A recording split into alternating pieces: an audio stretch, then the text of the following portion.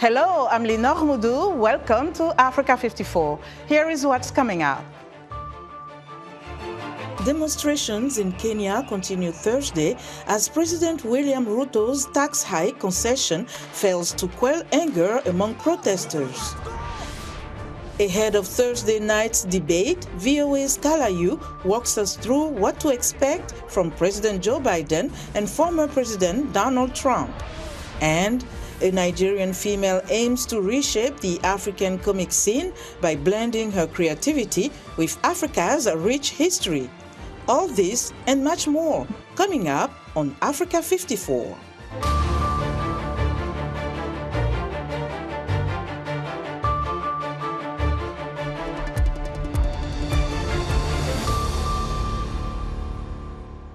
We begin in Kenya, where police are continuing to clash with protesters on Thursday before planned protests against a contentious finance bill. Demonstrators say they still don't trust President William Ruto after even he said the tax hikes would be withdrawn and budget cuts would be made. Deputy President Rigathi Gachagua is urging the young protesters to call off further planned demonstrations and give dialogue a chance. Meanwhile, Kenyan police fired tear gas at protesters and put up roadblocks on streets leading to the presidential palace as some demonstrators are vowing to occupy State House. President Ruto is grappling with the most serious crisis of his two-year-old presidency as the youth-led protest movement has developed rapidly from online condemnations of the tax hikes into mass rallies demanding a political overhaul. Citizen TV is reporting that 7 people were taken to hospital in the western Kenya town of Homa Bay amid demonstrations, according to Reuters.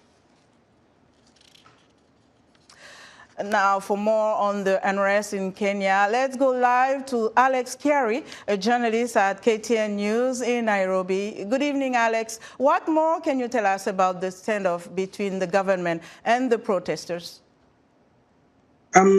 Clearly, as indicated in the news there that you just read, the young people here in Kenya are still not yet satisfied with the president's concessions. And that's what actually led to the demonstrations today. Although Nairobi has been a bit less compared to the situations in Western Kenya and other parts of the country, so far the number of people who have been injured in the western town that you just mentioned, I think it's Migori actually, has risen to 8. And that aside, today we had the army patrol the streets, which the court has also ruled against, saying that it's illegal since the soldiers are trained to use force and not to deal with such situations that we are just experiencing in the country. So a lot of stuff happening, and so far, clearly the young people are not yet pleased or rather assuaged, are not ready to let go of these stance. So they're not ready to let go, and demonstrations continued today. What are they trying to achieve at this point? They say they do not trust President Ruto. So what next? Clearly, the situation is no longer about an anti-finance protest. It's now an anti-government protest because they are now calling for the president to go. They want the president to resign, and that's why they've been pushing to occupy State House. It is not easy, but from the conversations online in the online spaces, it seems that this might not go soon because the issues that are being raised now go beyond the finance bill that is now has since been taken back to Parliament, and the Speaker has already raised it to the MPs. But I do not think that it's all about the finance bill anymore. It's now about the issues to do with corruption, how leaders have been displaying opulence in public amongst as people starve. Some people actually, so lots of issues here around here beyond the issue of the cost of living. The healthcare sector is collapsing. Education sector is also not doing so well. So young people have come out and say that they want to restore good governance in the country. As they say, they want now to do what you call a restart. Oh. So that clearly might not end soon. Okay, Alex, thank you so much for joining us today. Alex Kiari is a journalist at KTN News in Nairobi, Kenya. Kenyan youth protested in streets of Nairobi on Thursday to advocate for better governance amid ongoing calls for President William Ruto to step down from his position. VOA's Mike Hovey has more.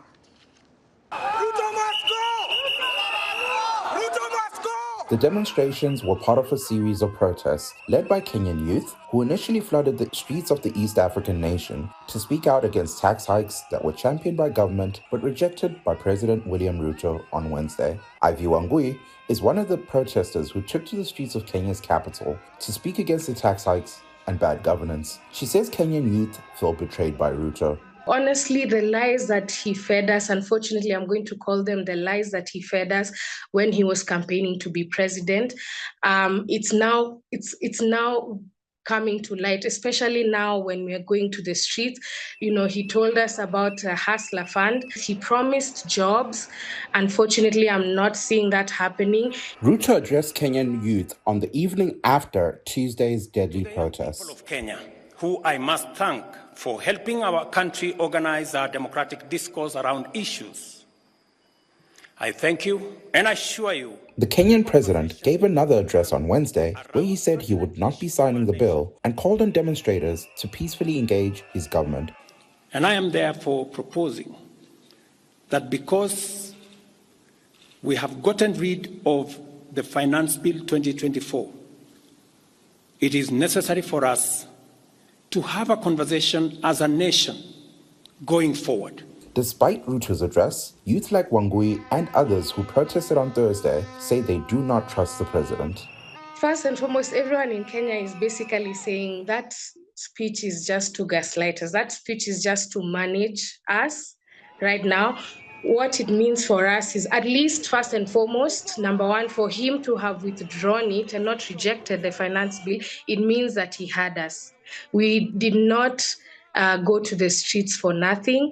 People did not lose their lives for nothing. You know, we're just going to continue fighting for what's right. Influential figures and opposition leaders across Africa, including South Africa's Julius Malema, took to social media to express solidarity with their Kenyan counterparts. They applaud young people from the East African nation for their usage of social media to organize protests, which is centered on pushing authorities to prioritize policies which are friendly towards the youth, the poor, and the unemployed. Mike Ove, VOA News, Washington.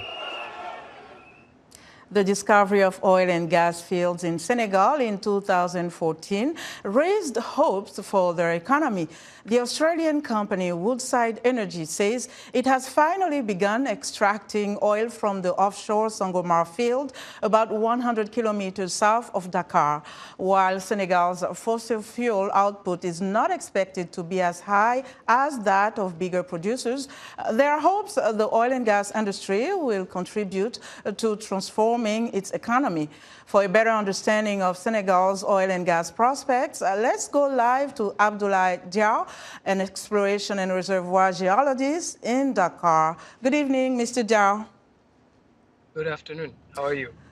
I'm good. Thank you so much. Thanks for joining us. What is your reaction to Senegal's move toward oil production, and what production levels of oil are expected in the coming years? Well, I was very happy as I saw our president, His Excellency Mr. Bassirou Diomaye Faye, inaugurate the first barrels of oil. We were expecting to produce at plateau around 100,000 barrels a day. As you said, it's not much compared to big oil producers, but it's a good start for a frontier oil basin. So the oil curse or resource curse suggests that countries rich in natural resources often experience less economic growth and worse development outcomes. Sometimes other sectors tend to be neglected. So how can Senegal address the potential risks of oil curse to ensure that its oil wealth translates into sustainable development and benefits for its population? Well, for now, the government of Senegal has put in place a transgenerational trust fund, which will use part of the revenues from the oil productions for future generations. And besides that, Senegal is also hoping to to use the resources generated from the oil production to put in place and strengthen its industrial organizations in its industrial area. Yeah. And what are some of the biggest challenges that are facing oil exploration and production in Senegal and things where things stand currently? Well, Senegal is the MSGBC, the Senegal-Mauritania Basin is still a frontier basin. Between 1957 and 2004, when we first made the huge economic discoveries, there wasn't much activities. And after the current discoveries also, there's not much exploration activities because the world is more focusing on transitioning towards green energies than oil and gas fossil fuels. However, Senegal still has the potential to produce what we call in our area an elephant field, a giant oil and gas field. Because back in the 60s, we had an accidental, so to say, oil discovery with the Casamance dome floor oil field, which is a heavy tar sand oil field, which has a potential of 1 billion barrels of oil. And besides that, there's still an untapped onshore potential that is being sought after by American companies such as Forteza International. Okay, Mr. Diao, we have to leave it there. Thank you so much for your insight. Abdoulaye Diao is an exploration and reservoir geologist in Dakar. Now, U.S. presidential candidates Joe Biden and Donald Trump face off in their first debate of this election cycle Thursday night in Atlanta, Georgia. VOA's Calla tells us what to expect. Donald Trump and Joe Biden enter their first debate of this campaign, with each telling voters that electing their opponent would be catastrophic. Trump says Biden is ruining the country. Inflation is raging, crime is out of control, Europe is in chaos, the Middle East is exploding, Iran is emboldened, China is on the march, and this horrible, horrible president is dragging us toward World War III.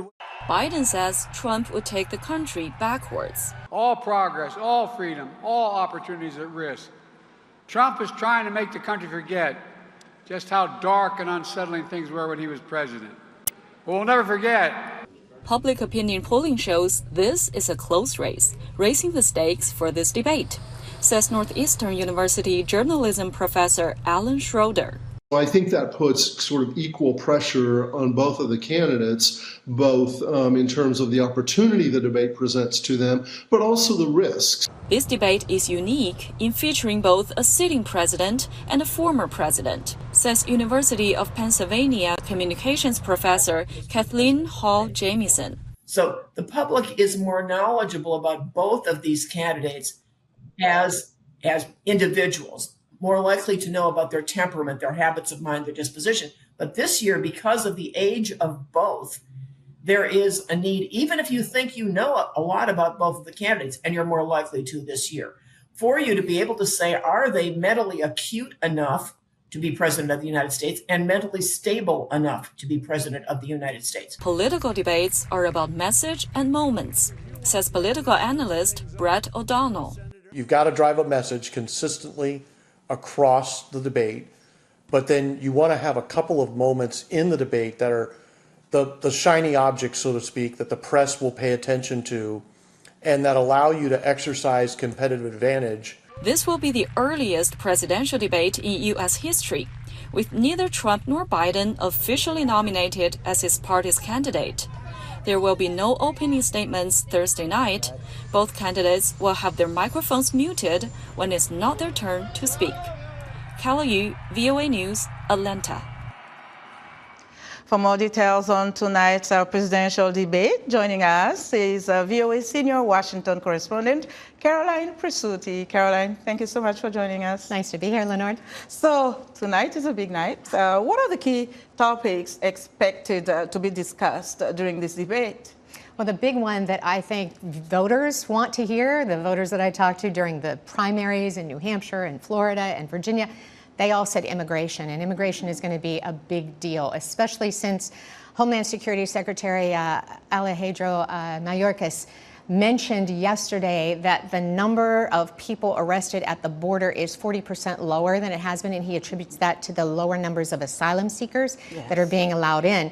So that's going to be there. But then in the meantime, President Trump is going to slam President Biden and say that he's allowing in all kinds of people and the borders are wide open. So we're going to have this back and forth between the two, you know, tit for tat, and we'll see what comes out of that. But immigration is a real big one. Immigration is always such a big issue, isn't it? Now, where do we stand in terms of polling? What do the polls show us, and how is this debate going to change anything? Good point. The polls are so tight. They're neck and neck, right?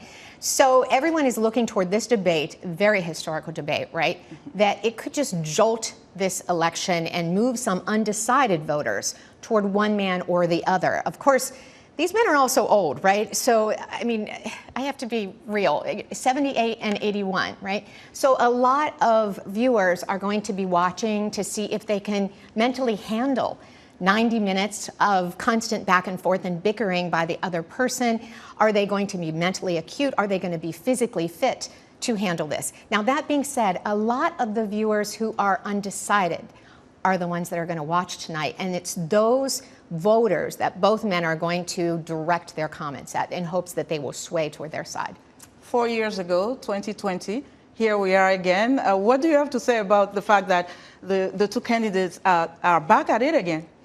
Well, I like how you said that, back at it, because they were certainly back at it in 2020. You'll remember that first debate. Oh my goodness, it was just filled with discord. It was filled with chaos, both men talking over each other, right?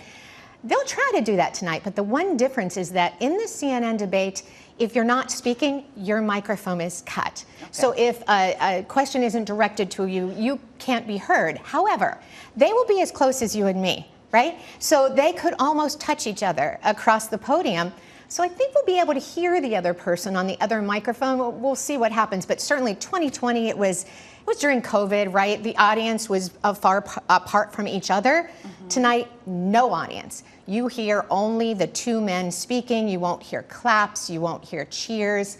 Just the two men, which I think is in the better interest of the voter and the viewer, right? Yes. So you can directly hear and compare what they're saying about the policies. Okay, Caroline, thank you so much. Many of us will be paying attention. Thank you. Right. You're welcome. All right, that was Caroline Presutti. She is a VOA senior Washington correspondent. Now, the 2024 Amazon Web Services Summit is being held here in Washington. It's an event with a strong focus on generative artificial intelligence. Major announcements include a $15 million investment for a global public sector in an AI initiative, a $7 million grant to boost pediatric healthcare innovation, and advanced tools for the U.S. intelligence community to utilize anthropometric models like Claude. VOA's Paul Dio joins us live from the Convention Center here in Washington to provide more insight. Hello, Paul. Hello, Lina. How are you? Good. Tell us what's going on there. Certainly, this is an electrifying event. You have a lot of people who are showcasing what they do, especially in the cloud computing space, in the generative AI space. And you have all sorts of key players here who want to leverage their technology, figure out how to use that technology either in government, in healthcare, and other sectors of the economy. So who are the major players during this summit, and what are they showcasing? Greater question. You have, of course, where they think they can take advantage of this new technology, especially artificial intelligence. Yeah. And most companies are showcasing how AI could be a game changer in government and healthcare. What does this mean? Yeah, certainly this is being touted as one of the it's going to be one of the greatest changes in this going forward. You look at AI, there's advancements in AI. You look at what people are able to do with AI, especially in healthcare. You look at the different sectors, especially, let's say, in government. When you break it down, you go to the government sector, there's a lot when it comes to security, when it comes to data analytics, when it comes to how people are figuring out how to use this technology going forward. It's definitely going to be a game changer. You have a lot of key players here who are trying to pitch their ideas to federal government and try to see if federal government can buy their technology to incorporate it in whatever it is they do. That's great, Paul. Thanks. Have fun out there. VOA's Paul Ndio reporting live from the Amazon Web Services Summit here in Washington. Still to come, we'll introduce you to some Nigerian female comics and illustrators.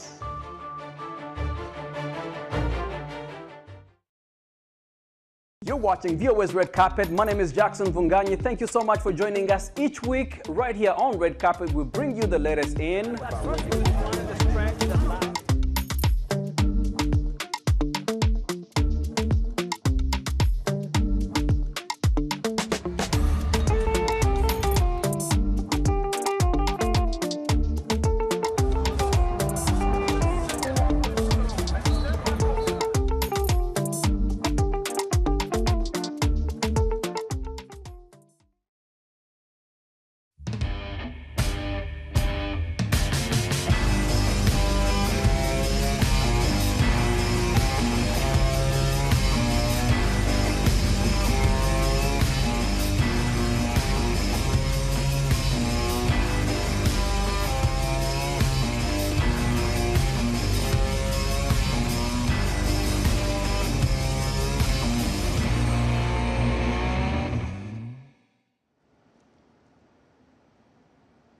In other news, a Congolese teenager appealed to the UN Security Council Wednesday to protect children in his country, where conflict between the military and armed groups in the country's east is exacting a heavy toll on children. In 2023, the UN verified almost 4,000 violations against children in Congo. International experts are painting a dire picture for Sudan, warning that 755,000 people are facing famine in the coming months amid 14 months of clashes between rival generals. The findings released Thursday by the Integrated Food Security Phase classification reveal that 8.5 million people are facing extreme food shortages. And South Africa, after a 9-wicket win over first-time semi-finalist Afghanistan at the Global 2020 Cricket Tournament on Wednesday, faces either defending champion England or India in the final at Barbados on Saturday. The South Africans lost just 1 wicket while chasing its first semi-final win. African comics for decades have been largely influenced by foreign characters and history. African artists say colonial legacies and inadequate documentation of African history are the major limiting factors. But some Nigerian female comic artists and illustrators are trying to change that by blending their creativity with Africa's rich history. Timothy Obiezu reports from Abuja. Lights, camera, action.